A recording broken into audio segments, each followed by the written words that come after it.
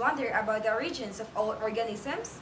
From plants, bacteria, animals, and to us, humans. Well, this video is dedicated about the origins of all organisms. Cells! I am Lashley. I am Meljim, and let's talk about the cell theory.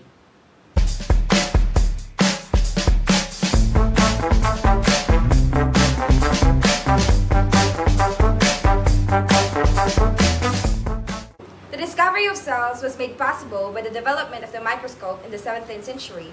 In 1665, an English scientist, Robert Hooke, examined a thin slice of cork under the microscope. He observed that the piece of cork was composed of many tiny compartments which resembled the little rooms with surrounding walls. Hooke named these compartments cells. In 1674, Anton van Leeuwenhoek observed red blood cells, sperms in a myriad of a single-celled organism in pond water. He discovered free cells and observed the nucleus within some red blood cells. Leeuwenhoek was a contemporary of Robert Hooke.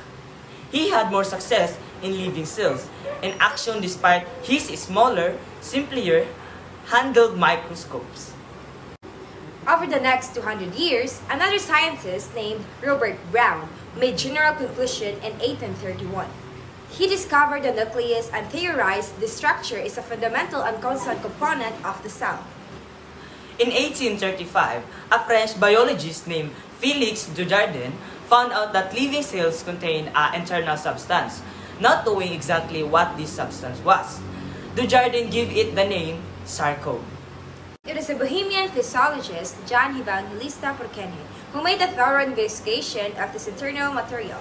He gave it to the name protoplasm, a term coined for the colloidal substance in the cell which is currently known as cytoplasm.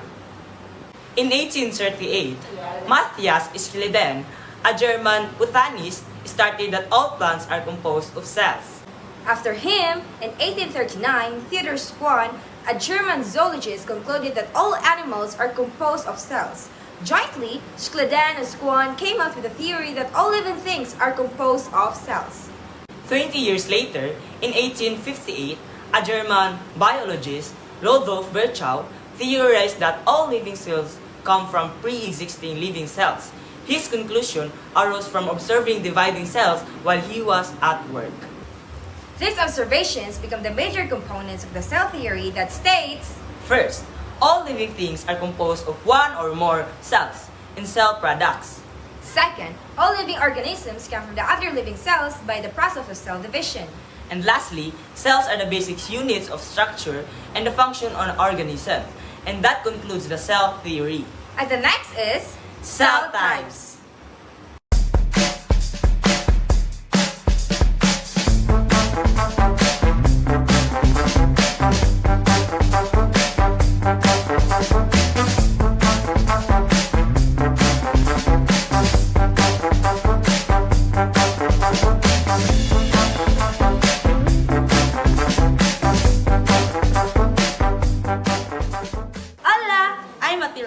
And today we will going to discuss about cell types.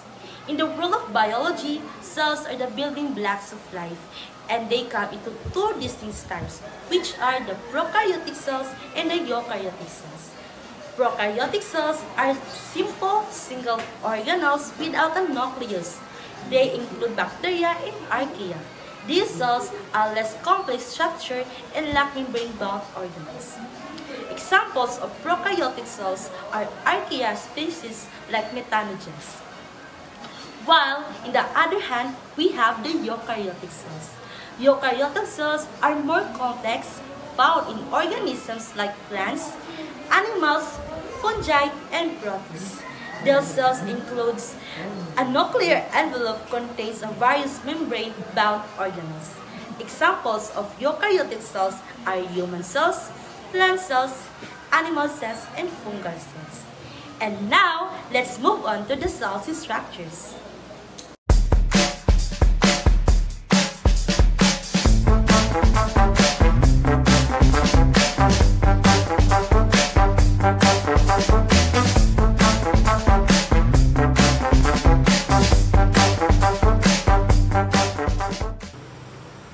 Hi, I'm Donald. So today I will discuss about the cell structure. The cell is the fundamental unit of life. Within these tiny powerhouses, a complex structure and organelles resides, each with a specific role in maintaining life's processes. Here is an overview for the different cell structure and organelles. The cell membrane, a thin yet resilient barrier that surrounds the cell, controlling the passage of molecules in and out much like a vigilant gatekeeper. The cytoplasm, a watery gel-like substance where countless chemicals reactions take place, vital for the cell's survival. The nucleus, the cell's command center where DNA resides, orchestrating life essential instructions. The nucleolus is a substructure found within the cell nucleus. It acts as the command center for ribosome production essential for protein synthesis. The ribosomes, often found in clusters, read the genetic code and assemble amino acid into intricate protein fulfilling the cell's diverse needs. The mitochondria, the cell's power plants converting nutrients into energy in the form of adenosine triphosphate or ATP. The Golgi apparatus modifies and transports cellular products ensuring they reach their intended destinations. The lysosomes, the cell's cleanup crew contains enzymes that break down waste materials and cellular debris, maintaining a healthy environment. The vacuoles are storage units housing water, nutrients, and waste product contributing to the cell overall stability. The smooth ER is a membrane-bound organelle that lacks ribosomes on its surface, giving it a smooth appearance. It produces lipids, hormones, and cholesterol and detoxifies various drugs and toxins within the cell. The rough ER is characterized by ribosomes attached to its surface, making it appear rough. The protein produced in the rough ER are often modified and packaged before being sent to various destinations within and outside the cell. These cell structures and organelles work in a harmonious way for a life to function properly. Ni hao, I'm Sophia, and I'm going to talk about protein synthesis. Protein synthesis is a crucial cellular process that involves two primary stages, transcription and translation. Transcription occurs in the nucleus in eukaryotic cell, or cytoplasm in prokaryotic cell, involving enzymes, RNA polymerase, binding to the promoter sequence. There are three phases in transcription: initiation, elongation, and termination. First is initiation. Initiation involves mRNA entering the cytoplasm, ribosomes binding to it, and tRNA bringing amino acid to the growing polypeptide. Second is elongation. It involves tRNA transferring amino acid to the polypeptide. Last is termination. Termination occurs when a stop codon ends the elongation stage. Now, the second stage in protein synthesis is translation. Translation happens when mRNA is read and translated into the amino acid chains. Function of DNA and RNA. DNA and RNA have different functions in the cell. DNA is a genetic blueprint for an organism. It contains the instruction for making all of the proteins that our organism needs to survive and function. DNA is also responsible for passing on genetic information from parents to offspring. DNA contains the nitrogenous bases adenine, guanine, cytosine, and thymine, while RNA contains the same nitrogenous bases except for thymine, which is replaced by uracil. DNA contains the sugar molecule deoxyribose, while RNA contains the sugar molecule ribose. Although DNA and RNA are both nucleic acids, they have some key differences. DNA is a double-stranded molecule, while RNA is a single-stranded molecule. DNA stands for deoxyribonucleic acid. It is a double-stranded molecule that contains the genetic structure for all living things. DNA is found in the nucleus of every cell, and it is responsible for determining the traits of an organism. DNA and RNA are two of the most important molecules in life. They are nucleic acid, which means that they are made up of chains of nucleotides. Nucleotides are made up three parts: a sugar molecule, a phosphate group, and a nitrogenous base. Bonjour, I'm Tarish Angel and I'm going to discuss the function of meiosis. Meiosis functions to reduce the number of chromosomes to one's half. Each daughter cell that is produced will have one half as many chromosomes as the parent cell. Meiosis is part of the sexual process that because gametes, such as sperm and eggs, have one half chromosome as diploid like two-end individuals. Bonjour, it's me again, Clarice Angel. Now, let's move on to RNA. RNA stands for ribonucleic acid. It is a single-stranded molecule that is involved in many different cellular processes, including protein, synthesis, gene regulation, and cell signaling. RNA is also found in viruses. RNA is involved in many different cellular processes, including protein synthesis. Protein synthesis as RNA carries the genetic information from DNA to the ribosome where proteins are made. And gene regulation is an RNA that can regulate the expression of genes by turning them on and off, while cell signaling is an RNA can transmit signal from one cell to another. Hi, I'm Sinai. Today we're going to talk about mitosis. Mitosis is a process by which a cell replicates its chromosomes and then segregates them, producing two identical nuclei in preparation for cell division. Mitosis is generally followed by equal division of the cell's content into two daughter cells that have identical genomes. There are 5 stages of mitosis. First is interphase, prophase, metaphase, anaphase, and telophase. The first stage of mitosis is interphase. The DNA in the cell is copied in preparation for cell division. This results in two identical full sets of chromosomes. Outside of the nucleus are 2 centrosomes, each containing a pair of centrioles. These structures are critical for the process of cell division. The second stage is prophase. The chromosomes condense into X-shaped structures that can be easily seen under a microscope. Each chromosome is composed of 2 sister chromatids containing identical genetic information. The chromosomes pair up so that both copies of chromosome 1 are together, both copies of chromosomes 2 are together, and so on.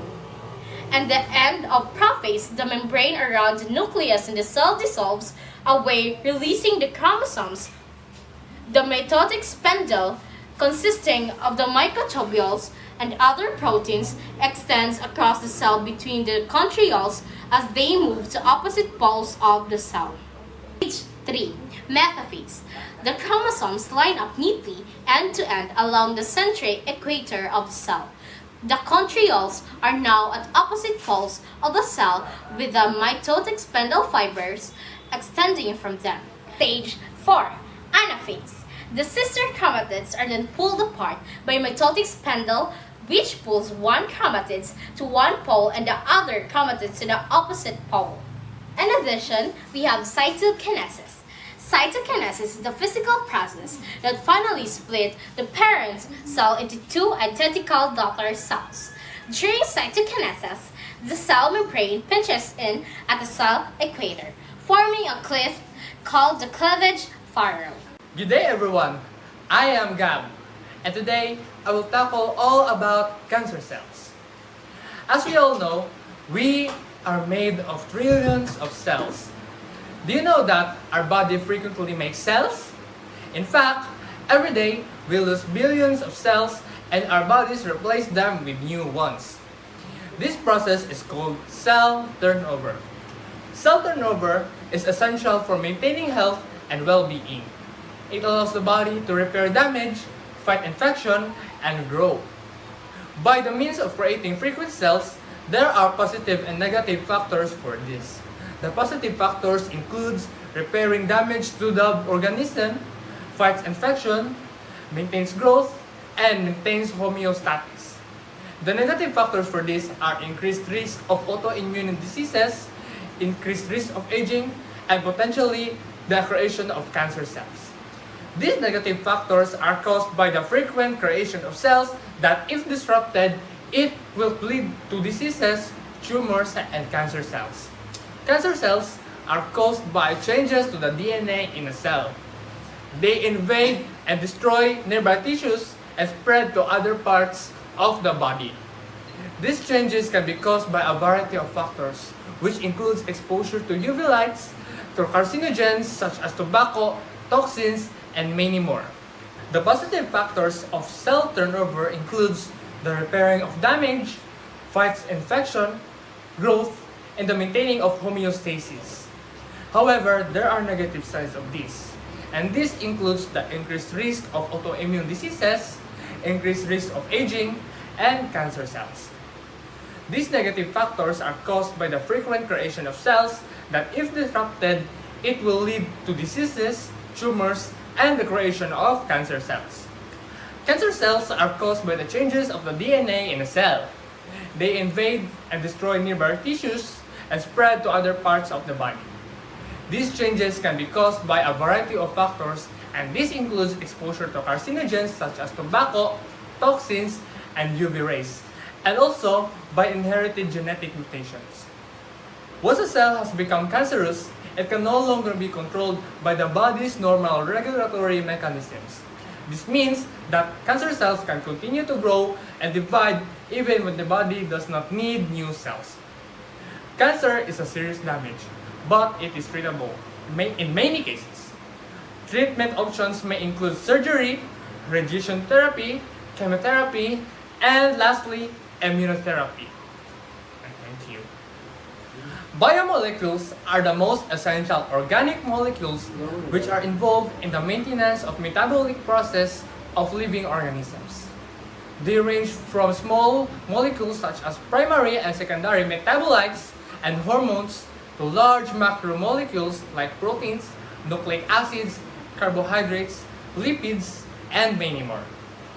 There are 4 major classes of biomolecules, namely carbohydrates, proteins, nucleic acids, and lipids.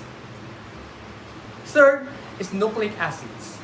Nucleic acids refer to the genetic material found in the cell that carries all the hereditary information from parents to progeny. There are 2 types of nucleic acids, namely deoxyribonucleic acids or DNA and ribonucleic acids, which is known as RNA. The monomeric unit of nucleic acids is known as nucleotide and is composed of a nitrogenous base, namely pentose, sugar, and phosphate. The first group of biomolecules are carbohydrates. Carbohydrates are chemically defined as polyhydroxyaldehydes or ketones or compounds. They are collectively called as saccharides. Depending on the number of constituent sugars units obtained upon hydrolysis, they are classified as monosaccharides, which means 1 unit, oligosaccharides, which means 2 to 10 unit, and polysaccharides, which means more than 10 unit. And lastly are the lipids. Lipids are organic substances that are insoluble in water but are soluble in organic solvents, which are related to fatty acids and are utilized by the living cell.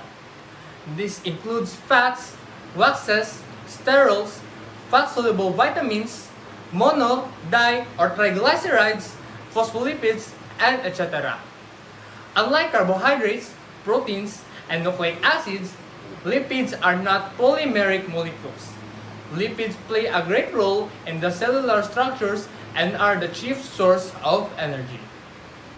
Hi, I'm Kimberly, and today I'm gonna introduce to you the cell transport. If a cell were a house, the cell membrane would be the walls with windows and doors. Moving things in and out is an important role of the cell membrane. It controls everything that enters or leaves the cell. There are 2 ways that substances can cross the cell membrane.